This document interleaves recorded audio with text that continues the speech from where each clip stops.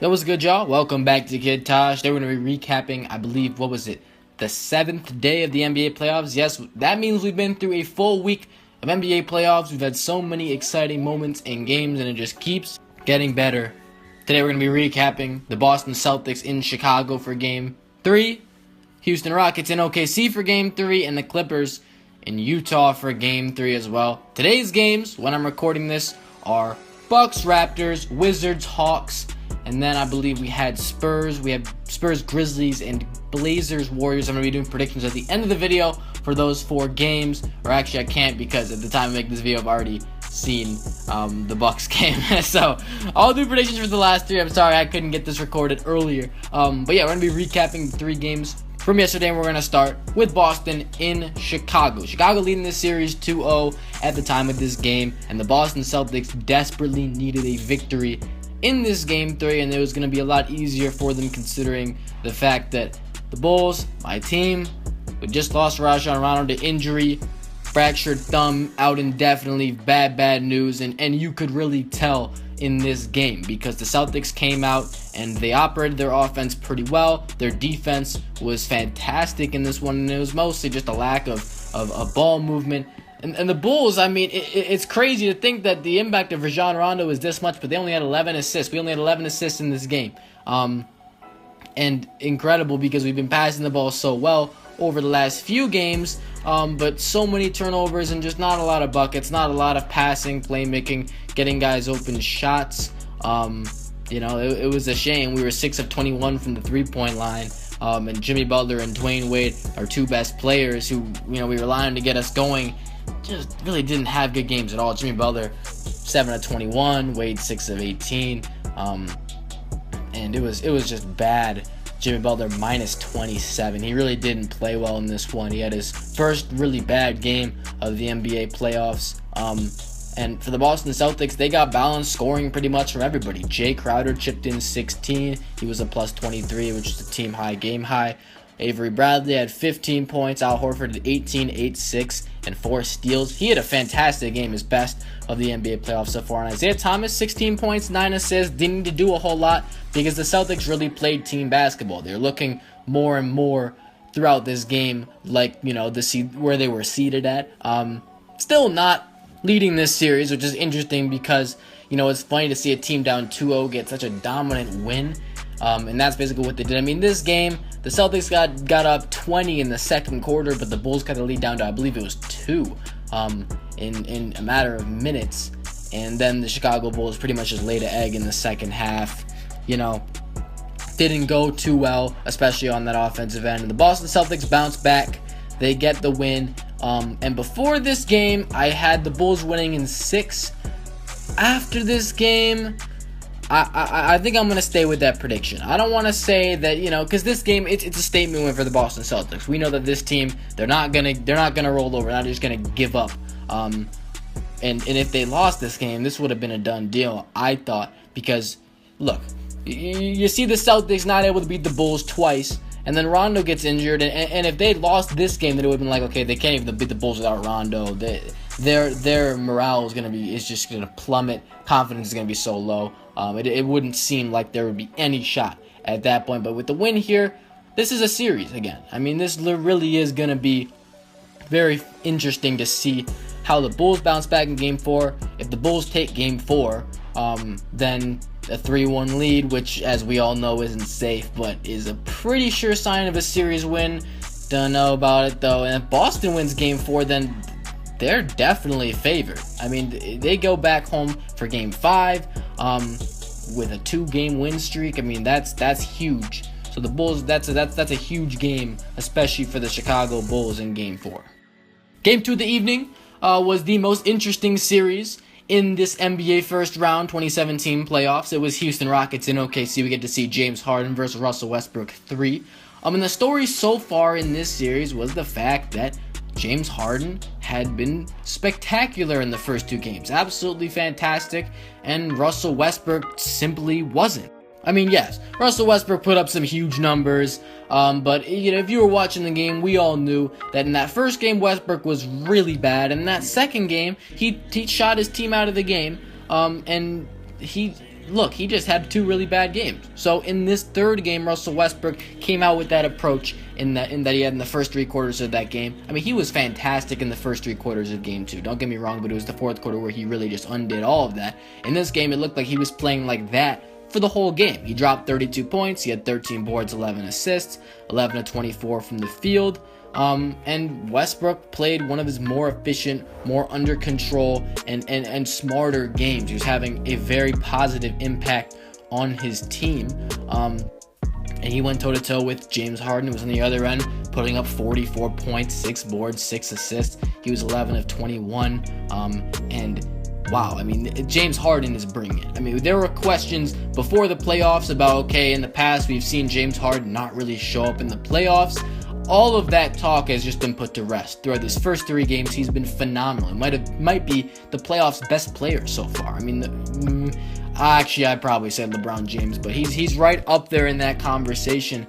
James Harden has been absolutely fantastic. Ryan Anderson had a bounce-back game in this one. He put up 18 points, 6 boards, and he really helped to give his team a chance in this game. Lou Williams has been incredible off the bench for the Houston Rockets. 22 points on 9 of 15. He's been putting up crazy scoring numbers like he does. That's what Lou Will does. He scores the ball. He's a professional scorer. He has one of the best points per 36 minute values in the entire NBA. And that Rockets team, they really got a boost from him. Now for the Thunder side, Taj Gibson gave Russell Westbrook some quality help at the 4 spot with 20 points on 10 of 13 shooting. Victor Oladipo had 12 points and 6 boards. He was 5 for 8 from the field, and he played his best game of the series. He's really struggled in this first round series, but he actually was +9. That was a game high. So Victor Oladipo was doing things right. He was playing good on the defensive end. And he was really helping this team play through the offense, play well. We saw Andre Robertson put up 12 points. He had 6 boards, 4 assists, 2 steals, and 3 blocks. The defensive end, he was a monster. He did a good job on James Harden, who, still went for 44 on 11 of 21, but that's just what happens with James Harden. Robertson made a few really big defensive plays, but other than that, it's so hard to stop James Harden. And James Harden was getting buckets, especially at the end of this game. Andre Robertson also was 0 of 5 from the free throw line, which, I don't even understand that. Now, at the end of this game, we've gone through really what everybody did in this game, but I want to talk about what this game looked like throughout. The Thunder, they got up to a pretty nice start. They started this game. They got up double digits. They didn't really get farther than about 10, 12 points throughout this game. But they had a really good game overall and really put the pressure on Houston. It looked a lot like game 2 in the fact that they got off to a good start, and they didn't really let up until that fourth quarter. I wouldn't really say they let up, but it started getting a little bit closer. Houston started edging back into it. They were getting buckets in that fourth quarter, and James Harden was leading them to that. And this game at the very end, it looked like OKC was taking this. I mean, the Thunder were up the whole game, but Houston started clawing its way back, and we saw them tie the game, and a big Steven Adams tip-in that gave the Thunder a temporary lead. And the very end of this game, it looks like the Thunder should be wrapping this one up.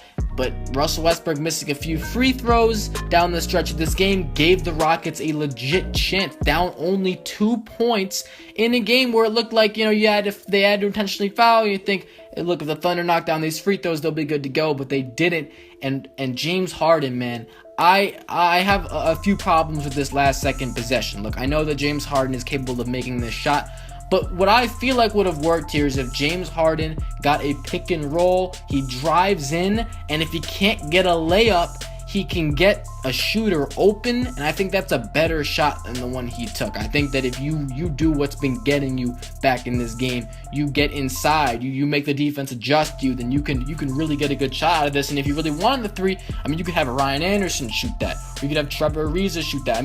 That and the possibility of just going for it too. You can get a better 2 than that. You can get an alley-oop to Clint Capella. You could try to get those things. There's no guarantees, but I think that the shot he took, yes, he could have made that shot, but I think that they definitely could have gotten something better at that point. Now, the final game of this Friday night of entertaining playoff basketball, we had the Clippers in Utah, the 4-5 matchup in the West. This series tied at 1 apiece going in, and we got some very bad news coming out. Blake Griffin, after playing 18 minutes, injures his toe, and he's out for the rest of the NBA playoffs after this. A devastating blow, and really what I'm thinking of this is the Clippers really just can't catch a break. Every year something goes wrong. Last year they had the Chris Paul and Blake Griffin injuries, and the year before that, when they choked the 3-1 lead against Houston, Chris Paul wasn't right because he had a hamstring injury. He was out for a few games there. And years before, we had Blake Griffin getting injured in the playoffs. I believe, we've had injuries to basically one of those two guys or both of them in almost every single year of Clippers playoff basketball, which is a major reason why they haven't been able to get far in the postseason, because those guys haven't been right.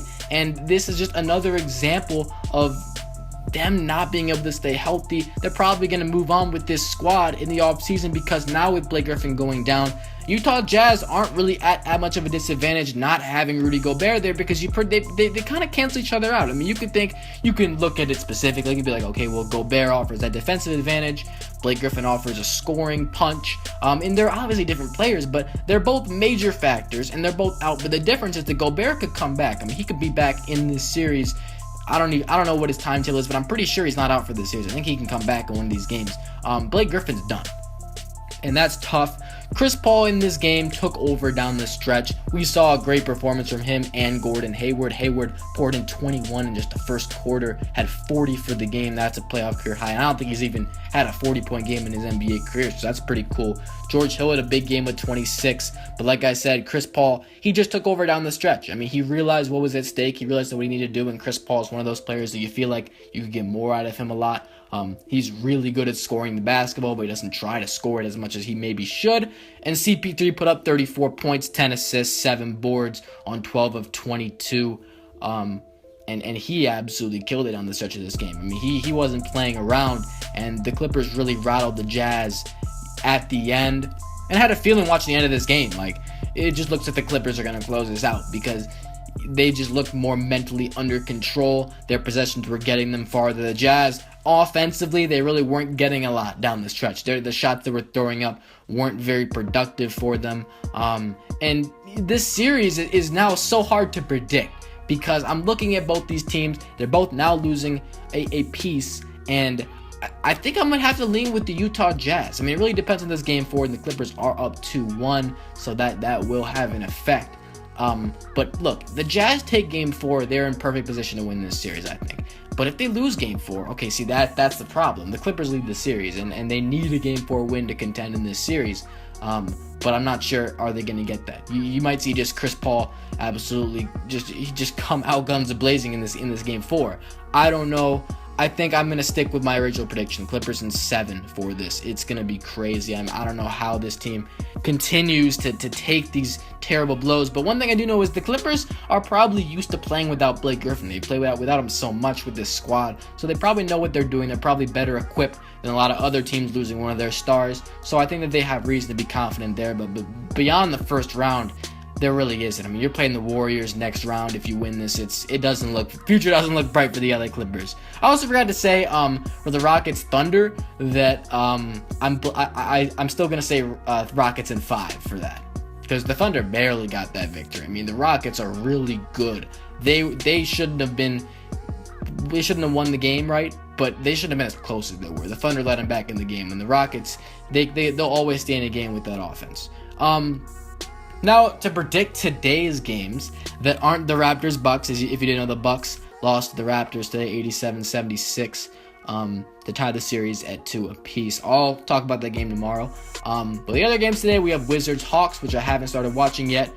So I think I'm taking the Hawks in that one. I'm going to take Hawks to get 1 win in game 3. And who else do we have? We have the Spurs Grizzlies. Ooh, that's a tough. I'm gonna go Spurs. I think Spurs bounce back and take game 4. And then what is the last game? It is the Warriors Blazers. I called sweep. I'm going Warriors, even though Yusuf Nurkic might play. I heard that'll be interesting to see. Yeah, that's where I'm going for that. Also, my predictions from yesterday about I had Boston winning, they won. I had OKC winning, they won. I had the Clippers winning, they won. So I was 3 for 3. Pretty proud of myself. So hopefully we can get it right for today. Yeah, that's gonna do it for this video. If you like this, Please don't forget to hit that like button, subscribe if you're new, and comment who you think is going to win all these series.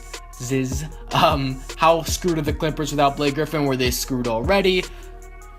Can Thunder build off this win? Are the Boston Celtics back in this series? What do you guys think? Just gonna do it. I'm out. Thanks for watching, y'all.